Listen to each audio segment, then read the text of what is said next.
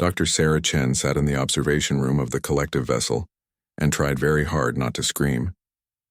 The metal chair was too small for her frame, designed for the insectoid Vrel who made up most of the crew. Her back ached. Her patience had run out 3 hours ago. "Tell us again about human mating rituals," the Vrel scientist clicked, his mandibles moving in what she had learned was amusement. His name was Chittick, and he was the captain of this ship. He wore his authority like a crown, never letting anyone forget he was in charge. Sarah took a deep breath. "I already explained this twice." "Yes, but our records show inconsistencies," another voice chimed in. This one belonged to Marathi, a slug-like creature that left a trail of slime wherever it moved. The smell made Sarah's eyes water. "Some humans mate for life, others do not." "This seems inefficient.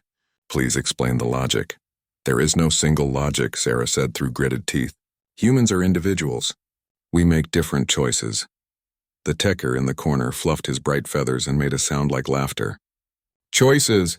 How quaint, as if biology should bow to personal preference." His species looked like large birds, but they spoke with an arrogance that made Sarah want to pluck every feather from his body. She had been on this ship for 5 days now. 5 days of voluntary scientific consultation that felt more like being a zoo animal. The collective had approached Earth with smiles and promises of cultural exchange. They wanted to learn about humanity, they said. They wanted to welcome Earth's newest spacefaring species into the galactic community. What they really wanted was to poke and prod and measure and judge. "Your species has only achieved faster than light. Travel 50 years ago," Chittick continued.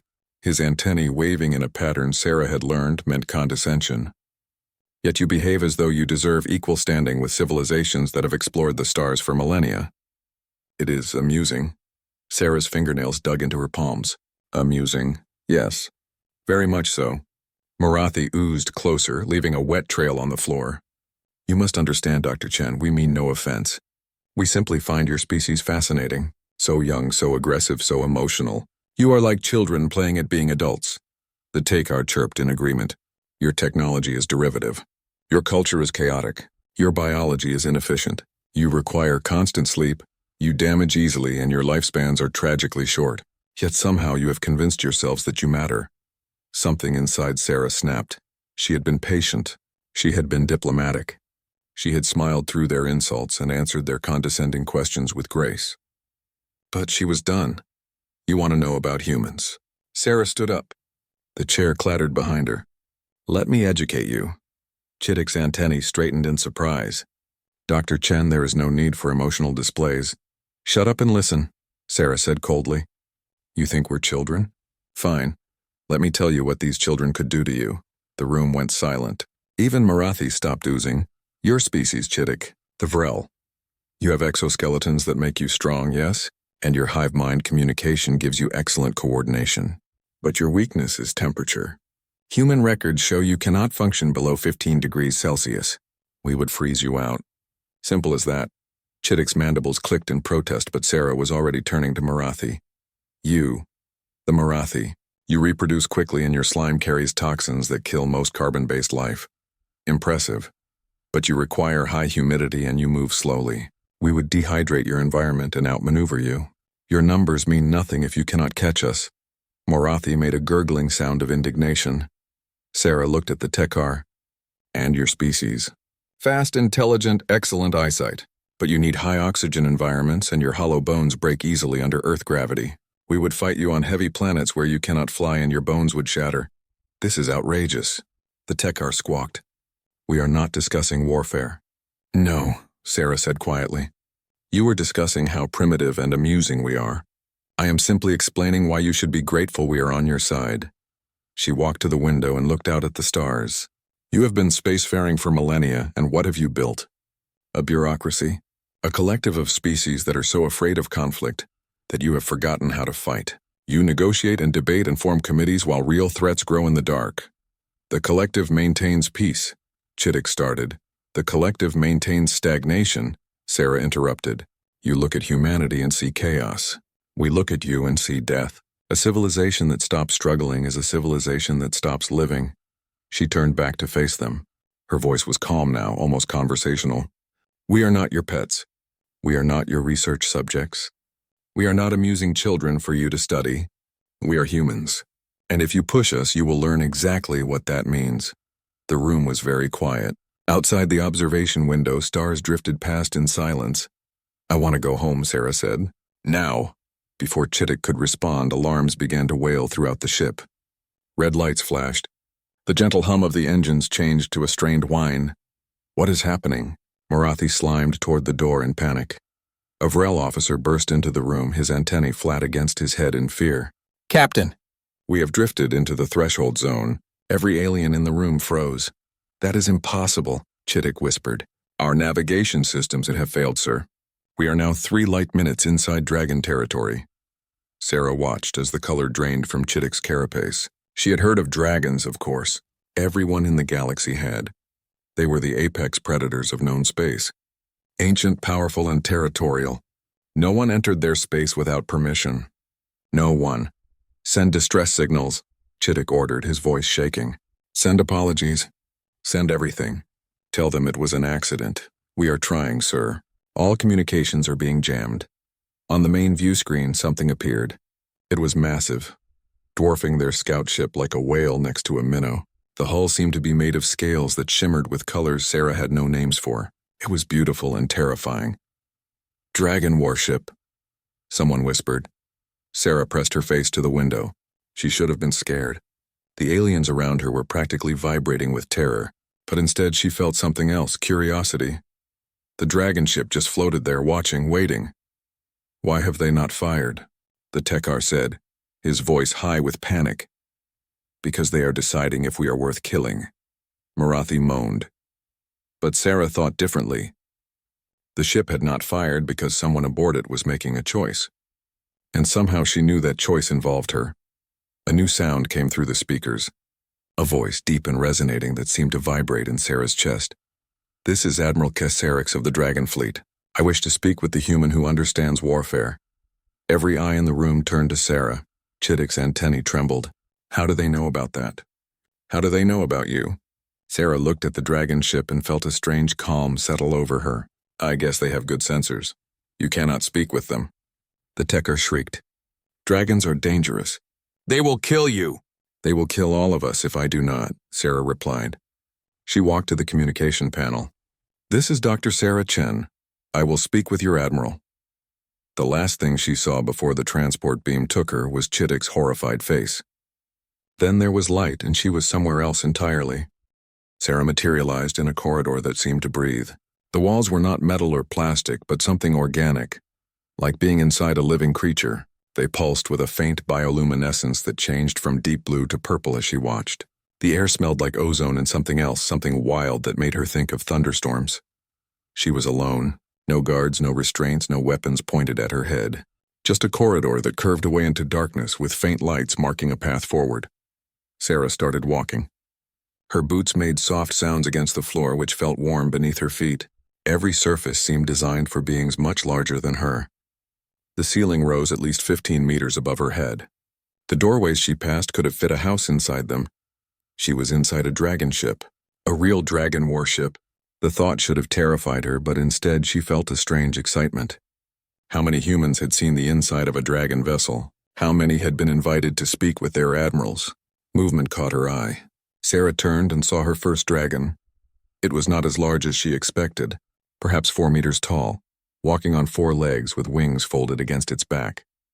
Its scales were a deep green that shifted to silver at the edges. But it was the eyes that caught her attention. They were intelligent, curious, and utterly focused on her. The dragon tilted its head, studying her the way a scientist might study an interesting specimen. But there was no condescension in that gaze, only interest. Hello, Sarah said quietly. The dragon blinked slowly, then continued down the corridor, disappearing through a doorway that sealed behind it with a soft hiss. Sarah kept walking. She passed more dragons. Some paid her no attention. Others watched her pass with those same intelligent eyes. None of them seemed threatening. If anything, they seemed curious about what a human was doing aboard their ship. The corridor opened into a vast chamber that took Sarah's breath away. It was a bridge, but calling it that felt inadequate. It was a cathedral of technology and organic design merged together. Holographic displays showed star maps that covered entire walls. The ceiling was transparent, showing the void of space above. And in the center of it all stood dragons, working with a grace and efficiency that made the collective's crews look clumsy. Dr. Chen, the deep voice from before, rumbled through the chamber. Welcome to the night scale. Sarah looked up and up and up. A massive shadow moved at the far end of the bridge. She could see the outline of wings, the gleam of scales that looked like polished obsidian, eyes that burned like stars. I am Admiral Kesserix, the voice continued. Commander of the Threshold Fleet, you may approach. Sarah walked forward. Her heart was pounding, but she kept her pace steady. She would not show fear, not here, not now. As she got closer, the Admiral stepped into better light, and Sarah could see him clearly for the first time.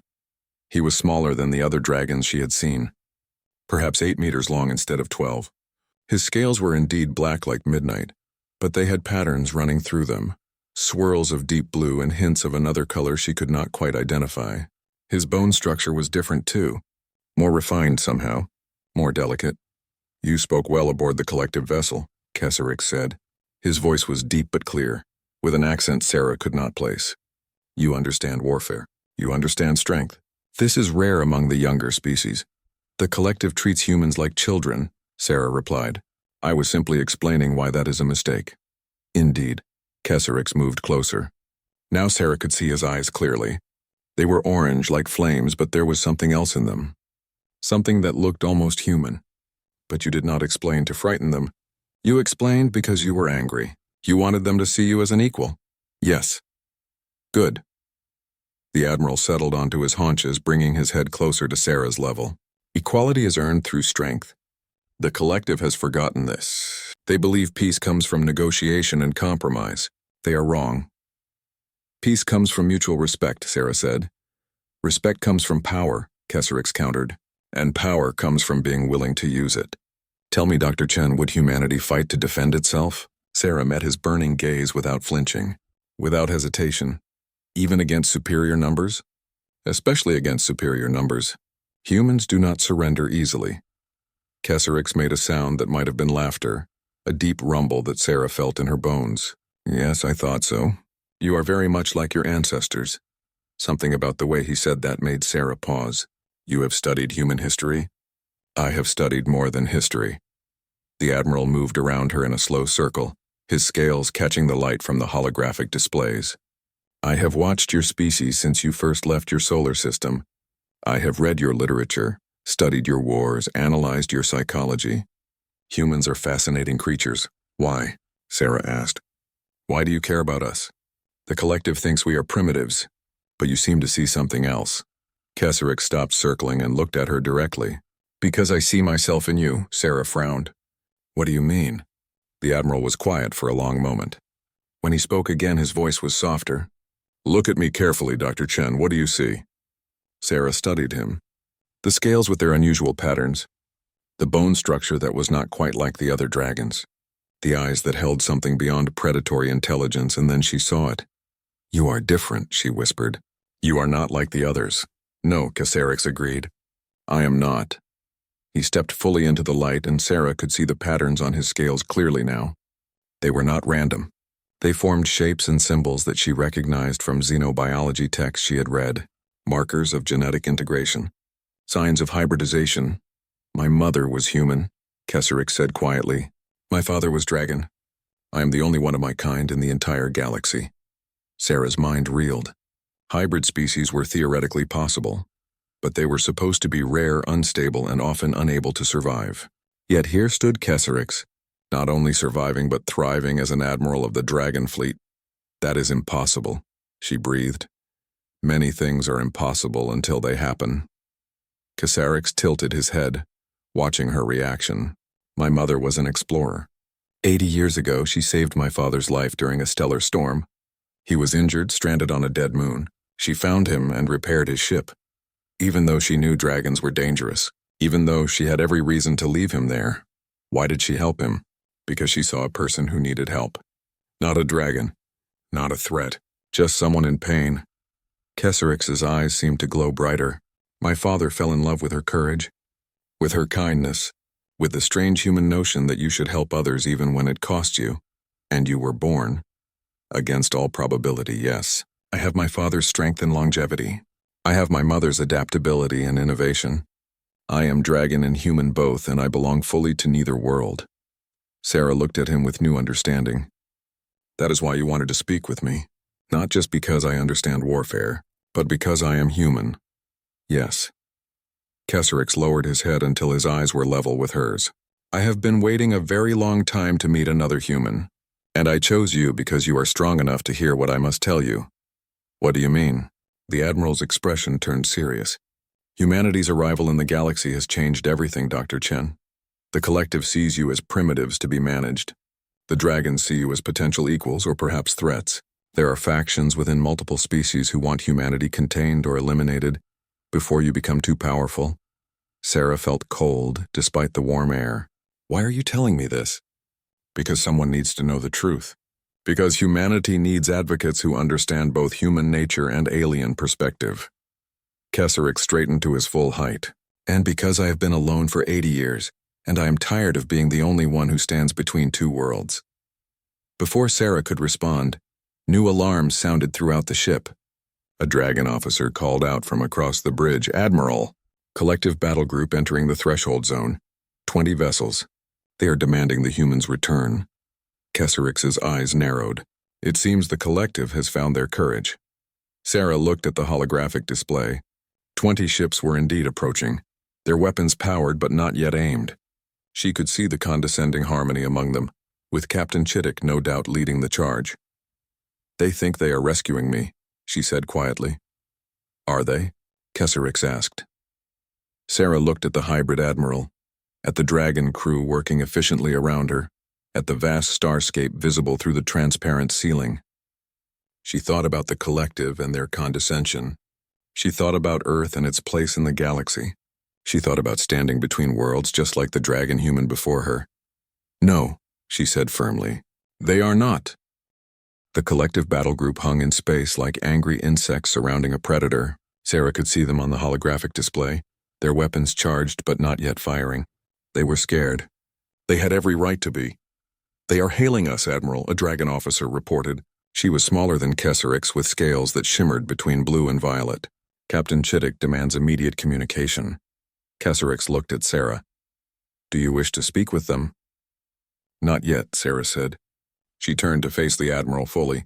You said I am strong enough to hear the truth. I want to know everything. Why did you really intercept that collective ship? Why me specifically? The Admiral's eyes reflected the lights from the holographic displays. Walk with me, he said. There are things you should see. He led her away from the main bridge through corridors that seemed to rearrange themselves as they walked. Sarah realized the ship was not just alive but intelligent, responding to its crew's needs. The walls shifted to create handholds for dragons and railings for smaller beings like herself. The temperature adjusted as they moved. The lighting changed to suit their eyes. This ship is remarkable, Sarah said. It is a product of 40,000 years of dragon engineering, Kesserix replied. We grow our ships. We do not build them. They are born from genetic templates and raised in orbital nurseries. Each one is unique. Each one is alive. They entered a smaller chamber filled with holographic displays showing images of various species. Sarah recognized humans, dragons, and the collective races, but there were others she had never seen before. The galaxy is larger than the collective admits, Kesserix said. There are dozens of species they do not acknowledge. Some are dangerous. Some are simply too different to fit into their bureaucratic structure. And some, like dragons, are too powerful to be controlled. He gestured to one of the displays. It showed a timeline stretching back thousands of years. My mother's name was Victoria Chen. She was your ancestor, Dr. Sarah Chen. Sarah stared at him. What? Did you think it was coincidence that I chose you? Kesserix's voice was gentle. Victoria was your great-great-grandmother several times removed. She met my father Sarix during humanity's early exploration phase. Their love was impossible by all known science. Their union was forbidden by both human and dragon law. But they did not care. The hologram shifted to show a woman in an old-style spacesuit standing next to a massive dragon. Even through the poor image quality, Sarah could see the love in their eyes. She died 60 years ago. Kesserix continued. Dragons live for centuries, but humans do not. My father still grieves for her. He has retreated to the deep void and will not speak to anyone, even me. But before she died, Victoria made me promise something. What? That I would watch over humanity. That I would ensure her species found its place among the stars. That I would protect them from those who would see them destroyed. Kesserix turned to face her. I have been watching your family for 3 generations, Sarah. I have tracked your career since you published your first paper on cross-species psychology. You have your ancestors' courage, her intelligence, her refusal to be intimidated. Sarah's mind was spinning. Her great-great-grandmother had loved a dragon, had given birth to a hybrid son. The family stories about Victoria the Explorer took on new meaning. The mysterious benefactor who had funded Sarah's education. The strange opportunities that had appeared at just the right moments in her career. You have been helping me, she whispered, all this time. I promised my mother I would protect humanity. What better way than to ensure her descendants could speak for their species? Kesserix sat back on his haunches. But I did not help you because of blood, Sarah. I helped you because you were worthy of help. You have proven that today. The display changed again, showing something that made Sarah's blood run cold. It was a recording of a meeting, with representatives from a dozen species she did not recognize. They were discussing humanity, and their words were not friendly. These are the factions I mentioned, Kesserix said grimly. They see humanity's rapid technological advancement as a threat. They see your aggression, your adaptability, your refusal to submit to authority. They fear what you will become in another 100 years. Sarah listened as the aliens debated. Some wanted economic sanctions. Others suggested biological warfare. A few even proposed complete extermination while humanity was still weak enough to destroy. The collective knows about this, Kesserix continued, but they do nothing. They prefer to keep humanity ignorant and dependent, thinking it will make you easier to control. They do not realize they are making the problem worse. Why are you showing me this? Sarah asked. Her voice shook despite her efforts to stay calm. Because I need your help. Because humanity needs advocates who understand the danger. Because I cannot protect your species alone. Kesserix's eyes blazed. I am an admiral of the Dragon Fleet, but I am also half human. There are limits to what I can do without appearing biased. But if a human stood beside me, speaking for her species with full knowledge of galactic politics. You want me to be a liaison? Sarah said slowly. Between dragons and humans. More than that. I want you to be humanity's voice in spaces where no human has been allowed to speak. I want you to show the galaxy that humans are not children to be managed but equals to be respected. He paused. I am offering you a choice, Sarah. You can return to the collective ship and continue being studied like an interesting specimen. Or you can stay here and help me ensure humanity's survival. Sarah walked to the viewport and looked out at the stars. 20 collective ships waited out there, convinced they were rescuing her. Back on Earth, billions of humans lived their lives unaware of the threats gathering in the darkness. And here aboard a dragon warship, a hybrid admiral was offering her a chance to change everything. If I stay, the collective will call it kidnapping, she said. Yes. They will say I was coerced or brainwashed, probably. Earth's government will not know what to believe. True, Sarah turned to face him. And if I return, then nothing changes. Humanity remains ignorant. The factions continue to plot. And eventually someone will decide that humans are too dangerous to leave alive. Kesserix's voice was heavy. I will do what I can to protect your species, but without human cooperation, my options are limited. The alarms were still sounding. The collective ships were still waiting. Sarah thought about her life before this moment. The research papers that no one important read. The conferences where she was always the youngest, the newest, the least experienced. The constant feeling that humanity was being left behind while the rest of the galaxy moved forward. And she thought about Victoria Chen, her ancestor, who had saved a dragon's life because it was the right thing to do, who had loved him despite impossible odds, who had brought a hybrid child into the universe and raised him to protect others. I have a question, Sarah said. Are you lonely? Kesserix blinked, clearly not expecting that. Yes, very much so. Being the only one of your kind, standing between two worlds, never quite belonging to either. Yes, Sarah smiled. Then we have something in common. Because right now I feel like the only human who truly understands what we are facing. You are not alone, Kesserix said quietly. You have me. And you have me. Sarah straightened her shoulders. I will stay. I will be your liaison, but I have conditions. Name them. I speak for humanity, not for dragons or the collective. I will tell the truth as I see it, even if that truth is uncomfortable. And I will not be anyone's puppet, not even yours. Kesserix's eyes gleamed with approval. I would expect nothing less from Victoria's descendant. The alarms grew more insistent. A dragon officer's voice called from the bridge. Admiral, the collective ships are charging weapons. They are demanding a response. Kesserix looked at Sarah. Are you ready for your first diplomatic mission? No, Sarah admitted. But I will do it anyway. That seems to be a family trait. The hybrid admiral's laugh echoed through the chamber like distant thunder. Indeed it is. Come then, Ambassador Chen. Let us show the collective what happens when humans stop being polite. They walked back to the bridge together, the dragon admiral and the human woman. Behind them, the holographic display still showed Victoria Chen standing beside her dragon love. And if Sarah looked closely, she could see the same determination in her ancestor's eyes that she felt burning in her own heart. The collective was about to learn an important lesson. Humans did not need permission to forge their own destiny. They simply needed the courage to reach out and take it. The bridge of the night scale thrummed with controlled energy. Dragon crew members moved with practiced efficiency, monitoring the collective battle group that floated in space like nervous prey animals. Sarah stood beside Admiral Kesserix, her heart pounding but her face calm. She had made her choice.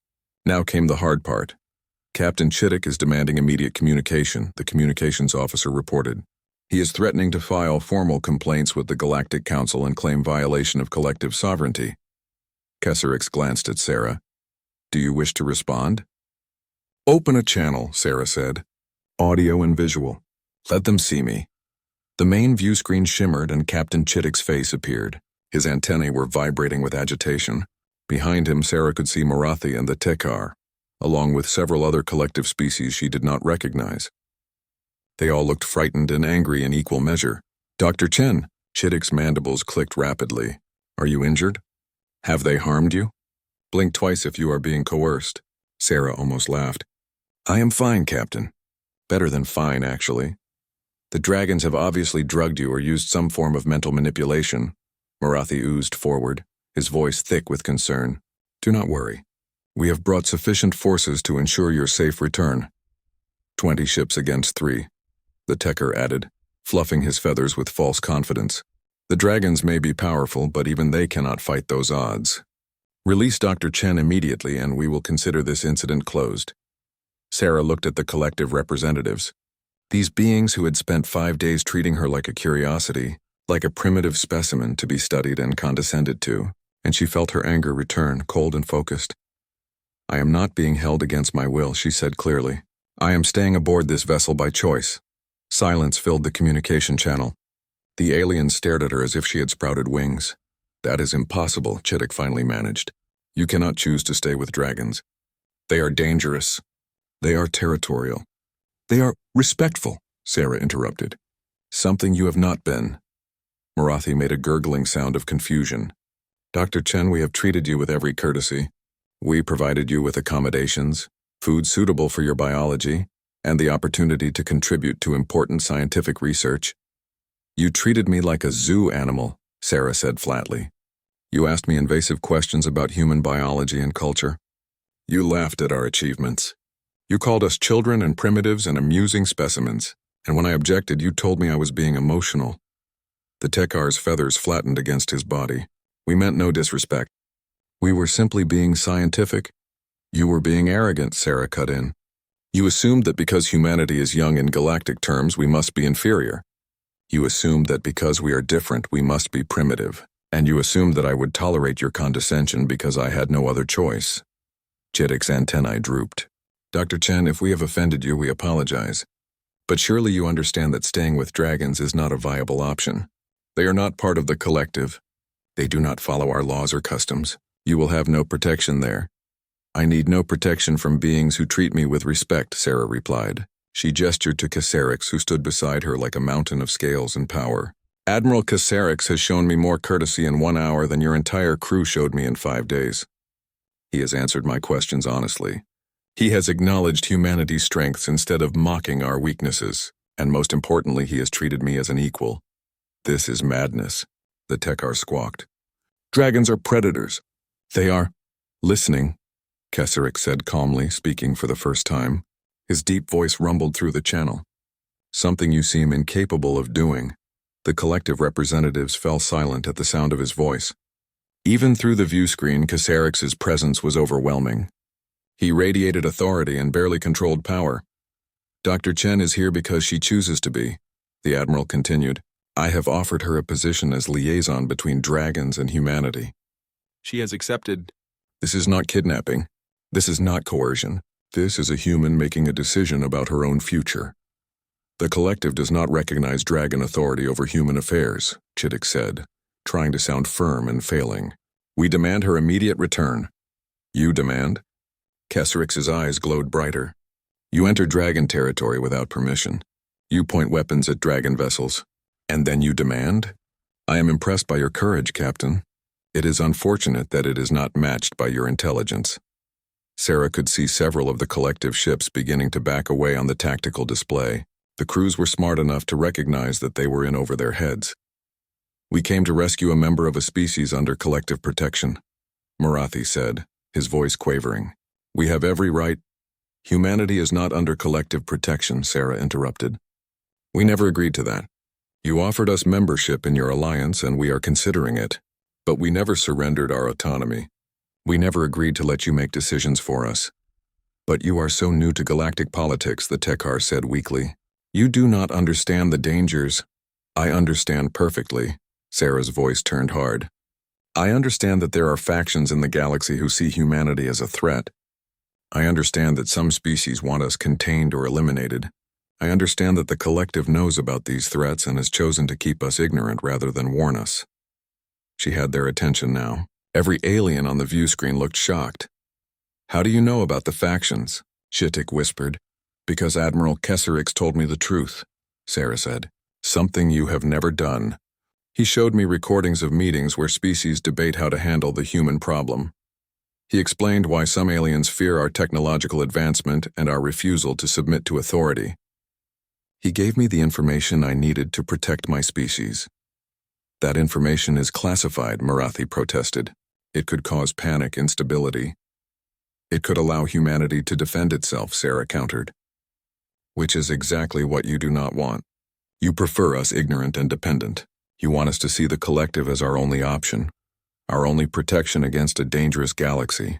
But the truth is that you are using fear to control us. The view screen filled with arguing aliens. Some tried to deny Sarah's accusations. Others claimed she was misinterpreting events. A few simply looked guilty. Kesserix let them argue for a moment before speaking again. His voice cut through the chaos like a blade. Enough, Dr. Chen has made her choice. You will respect it, and if we do not? Chittick asked, though his voice shook. Then you will learn why dragons do not ask for permission to enter other territories. Kesserix said calmly. We simply take what we want. The only reason your ships still function is because I have chosen to allow it. Do not test my patience further. On the tactical display, Sarah saw the collective ships powering down their weapons. They were retreating slowly but surely. Even the bravest or most foolish captain knew better than to fight dragons in their own territory. This is not over, Chittick said, trying to salvage some dignity. We will file reports. We will inform Earth's government. You will do whatever you feel necessary, Sarah said. And I will do the same. I am going to tell Earth the truth about galactic politics. I'm going to ensure that humanity makes decisions based on complete information, not collective propaganda. And I'm going to work with Admiral Kesserix to forge alliances that serve humanity's interests, not yours. She paused, then added more softly. I do not hate the collective, Captain. I simply refuse to be treated like a child. When you are ready to speak with humanity as equals, we will listen. Until then, we will forge our own path. Chittick's antennae drooped in defeat. You're making a mistake, Dr. Chen. Perhaps, Sarah admitted. But it is my mistake to make. That is what freedom means. The communication channel closed. The view screen returned to showing the slowly retreating collective battle group. Sarah let out a breath she had not realized she was holding. That went better than expected. Kesserix rumbled with approval. They will cause problems, Sarah said. Of course, but you handled them well. The Admiral lowered his head to her level. You did not ask for my help. You faced them on your own terms. That is exactly what humanity needs right now. Strength, courage, the willingness to stand alone if necessary. Sarah watched the collective ships disappear into the void. She thought about Earth, billions of light years away where people lived in ignorance of the threats gathering around them. She thought about her ancestor Victoria, who had stood where Sarah stood now, making impossible choices for the good of her species. What happens now? She asked. Now, Kesarek said, we go to Earth, we tell your leaders the truth, and we help humanity prepare for what comes next. They will not believe me. A single scientist claiming to speak for dragons? They will believe when I stand beside you. The Admiral's eyes gleamed. And they will listen when they see the recordings I have gathered. Evidence of the factions. Proof of collective manipulation. Everything they need to understand their true position in the galaxy. Sarah nodded slowly. She was scared. She was uncertain. But she was also determined.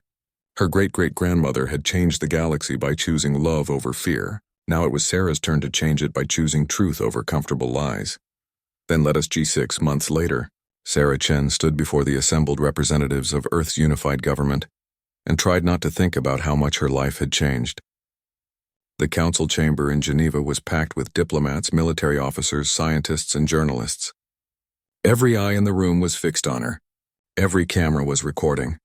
What she said here today would shape humanity's future for generations.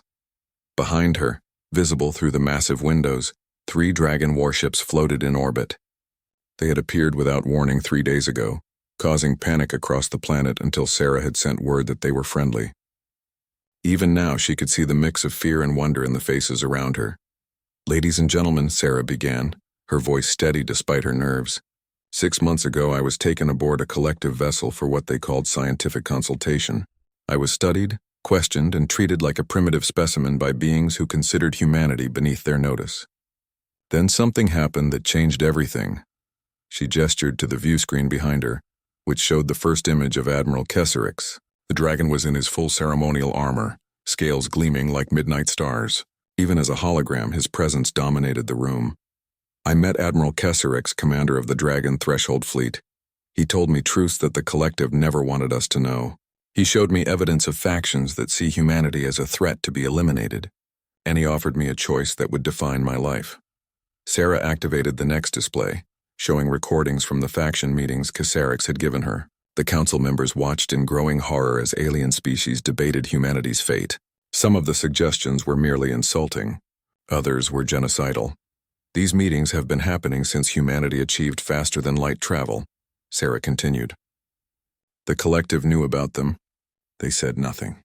Instead, they worked to keep us ignorant, dependent, and easy to control. They wanted us to see them as our only option for survival. Why should we trust dragons any more than the collective? A military general demanded. They are predators. They have their own agenda. They do, Sarah agreed. But they have been honest about it. Admiral Kesarek could have hidden these recordings from me. He could have manipulated me as easily as the collective tried to.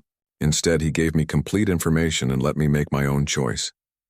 She paused, then added quietly, he also told me something personal. Something that explains why he cares about humanity's survival. The view screen changed to show the old image of Victoria Chen standing beside the dragon Sarek. Sarah heard gasps from the audience as they recognized the resemblance. Victoria Chen was my great-great-grandmother, Sarah said. She was an explorer who saved a dragon's life 80 years ago. They fell in love. Against all probability, they had a child. That child is Admiral Kesarek. The room erupted into chaos. Questions were shouted from every direction. Sarah waited for the noise to die down before continuing. Kesarek is half human and half dragon. He has spent his entire life standing between two worlds, protecting both. He made a promise to his mother that he would watch over humanity. And he has kept that promise even when we did not know he existed. This is a lot to take in, the Secretary General said carefully. You are asking us to reject the collective, who offer membership in the largest alliance in the galaxy, in favor of dragons, who have never shown interest in other species before now. I am not asking you to reject anyone, Sarah corrected. I am asking you to make decisions based on truth rather than manipulation. The collective is not evil, but they are not our friends either. They see us as children to be managed, not equals to be respected. Dragons see us differently. As what? Someone called out. As potential, Sarah replied. Kesserix has studied human history. He has watched our rapid technological advancement, our adaptability, our refusal to give up even when facing impossible odds. He sees in humanity the same qualities that make dragons powerful, and he believes we can be allies, not subjects. She activated another display, showing a formal document covered in symbols Sarah had learned to recognize. This is a treaty proposal from the Dragon Fleet. They offer protection, trade, and full access to dragon technology in exchange for a mutual defense pact. They want to establish diplomatic relations with Earth as equals. Not as senior partners condescending to primitives, but as equals. What does this mean for our relationship with the collective? The Secretary General asked. That is up to you, Sarah said. You can maintain diplomatic relations with them if you choose, but you do so from a position of strength now, not weakness. The collective knows that humanity has dragon allies. They know we will not accept being treated as inferiors anymore. If they want Earth's cooperation, they must earn it through respect. A scientist in the front row raised her hand. Dr. Chen, you have been living aboard dragon vessels for 6 months. What are they really like? Should we fear them? Sarah smiled. Dragons are fierce, yes. They are powerful and territorial, but they are also honorable, intelligent, and surprisingly patient. They have taught me more about galactic politics in 6 months than I learned in 5 years of studying collective records, and they have treated me with more respect than any collective species ever did. Even though you are human, the scientist pressed. Because I am human, Sarah corrected. Dragons do not judge species by how long they have been spacefaring. They judge by strength, courage, and honor. Humanity has all three in abundance. That is why Kesserix sought me out. That is why dragons are willing to forge an alliance with a species the collective considers primitive. The questioning continued for hours. Sarah answered everything as honestly as she could, aware that every word was being broadcast across Earth and beyond. She explained dragon culture, their technology, their political structure. She described her work as a liaison, helping dragons understand human psychology while teaching humans about galactic realities. Finally, as the sun set outside the windows, the Secretary General called for order. Dr. Chen, this council must deliberate on what you have told us. We will need time to study the evidence, consult with experts, and determine humanity's path forward. In the meantime, we would like to extend a formal invitation to Admiral Kesserix to visit Earth in person. Would he be willing?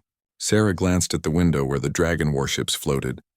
She had a communication device that connected her directly to the night scale. I believe he would be honored. He has wanted to visit his mother's homeworld for a very long time. 2 days later, Sarah stood in the landing zone outside Geneva and watched as a transport vessel descended from orbit. The crowd behind the security barriers was massive, held back by nervous military personnel. News drones circled overhead. The whole world was watching. The vessel landed with barely a whisper of sound. The ramp extended, and Admiral Kesserix emerged into Earth's sunlight for the first time in his life.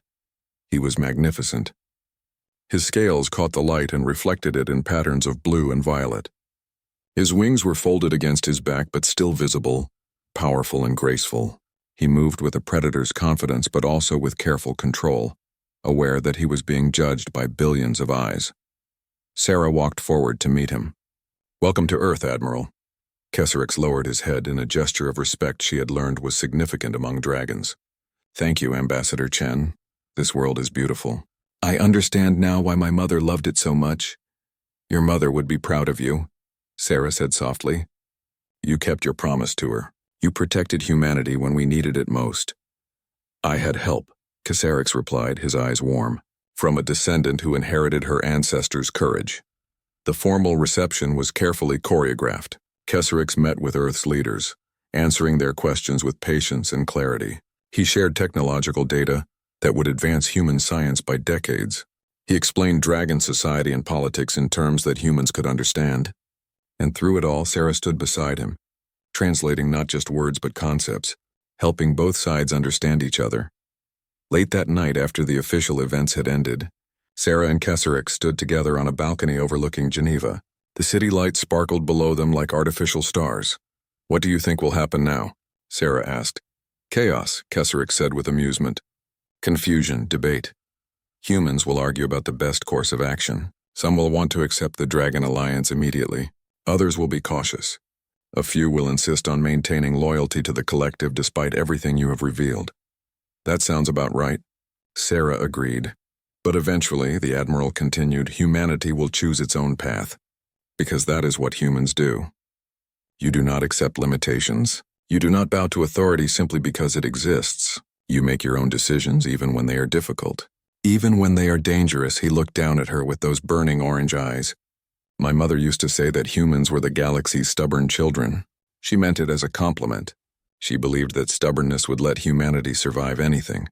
Was she right? Time will tell." Keswick spread his whinny.